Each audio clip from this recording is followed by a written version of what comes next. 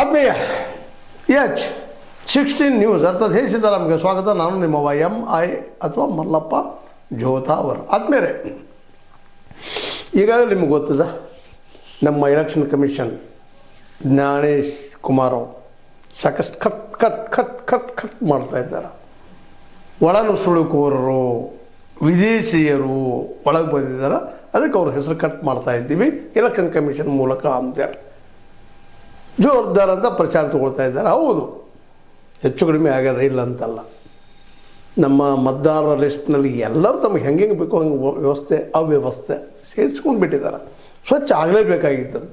ಆದರೂ ಒಳ ನುಸುಳುಕೋರರು ಅನ್ನೋ ಹೆಸರಿನ ಮೇಲೆ ಯಾಕೆ ಅನ್ನುವಂಥದ್ದು. ಯಾಕೆಂದರೆ ಸತ್ತವರಾಗಿರ್ಬೋದು, ಮತ್ತೇನಾಗಿರ್ಬೋದು, ಇನ್ನೊಂದು ಏನು ಕೆಲಸಗಳಾಗಿರ್ಬೋದು, ಊರು ಬಿಟ್ಟು ಹೋಗಿರ್ಬೋದು, ಅವ್ರು ಯಾರು ಇದ್ದಾರೆ ನೋಡ್ರಿ ಹುಡುಗ್ರಿ, ಪ್ರಾಮಾಣಿಕವಾಗಿ ಆಗಲೇ ಸರ್ಚ್ ಬೇಡ ಅಂತಲ್ಲ, ಅದು ಆಗಲೇಬೇಕಾದ್ರು.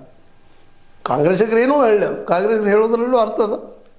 ಯಾಕಪ್ಪ ಅಂದರೆ ಈಗೇನು ನೀವು ಕಟ್ ಮಾಡ್ತೀರಿ, ನಮ್ಮ ಬೆಂಬಲ ಕಟ್ ಮಾಡ್ತೀರಿ, ನಮ್ಮ ವೋಟ್ ಏನು ಹೆಚ್ಚು ಬಿದ್ದಾವೆ ಅಲ್ಲಿ ಕಟ್ ಮಾಡ್ತಾ ಇದ್ದೀರಿ ಅನ್ನುವಂಥ ಆರೋಪದ, ಅದಕ್ಕೆ ಅವ್ರು ಸಾಕ್ಷಿನೂ ಕೊಡ್ತಾ ಇದ್ದಾರೆ. ಅದರಲ್ಲಿ ಎರಡು ಮಾತಿಲ್ಲ. ಅದು ಅವರೆಲ್ಲರೂ ಒಳ ನುಸುಳುಕೋರರು ಅಂತ ನೀವು ಹೇಳ್ತಾ ಇದ್ದೀರಿ. ಆ ಒಳ ನುಸುಳುಕೋರರು ಹೇಗೆ ಇನ್ಫಿಲ್ಟ್ರೇಟರ್ಸ್ ಅವ್ರು ಹೆಂಗಾದರು, ಎಲ್ಲಿಂದ ಬಂದರು, ಯಾರಿಂದ ಬಂದರು, ಹೆಂಗೆ ಬಂದರು, ಅದು ನೀವು ಕೊಡಬೇಕಾಗಿದ್ದು ನಿಮ್ಮ ಧರ್ಮ ಕರ್ಮ ಅಲ್ವಾ. ಅದು ಅಂದರೆ ಮೇಲೆ ನೀವು ಜಾರ್ಕೊಂಡು ಹೋದ್ರಲ್ಲಿ ಏನು ಅರ್ಥದ. ಮೋದಿ ಶಾ ಅವರು ಮತ್ತು ಮೋದಿ ಶಾ ಅವ್ರು ವಾದ ಮಾಡುವಂಥದ್ದಲ್ಲ, ಇದು ಮುಖ್ಯವಾಗಿ ಎಲೆಕ್ಷನ್ ಕಮಿಷನ್ ಮಾಡಬೇಕಾಗಿತ್ತು. ಜ್ಞಾನೇಶ್ ಕುಮಾರ್ ಅವ್ರು ಹೇಳಬೇಕಾಗಿತ್ತು ಹೆಂಗೆ ಒಳಗೆ ಬಂದರು, ಅವರು ಎಲ್ಲಿಂದ ಬಂದರು, ಯಾವ ದೇಶದವರು, ಮತ್ತು ಅವ್ರಿಗೆ ಇಲ್ಲಿ ಬಂದ ಮೇಲತ್ತ ಮತ್ತು ಒಳಗೆ ಹೆಂಗೆ ಬಂದರು ಮೊದಲೇ ಪ್ರಶ್ನೆಗೆ ಇದು ಉತ್ತರ ಕೊಡಬೇಕಾಗ್ಯದ. ಒಳಗೆ ಬಂದರು ನಮ್ಮ ಕಾಲಕ್ಕೆ ಹಿಂದಿನ ಕಾಲಕ್ಕೆ ಬಂದ ಸತಿ ಇಲ್ಲಿವರೆಗೆ ಏನು ಮಾಡ್ತಾಯಿತ್ತು ನಮ್ಮ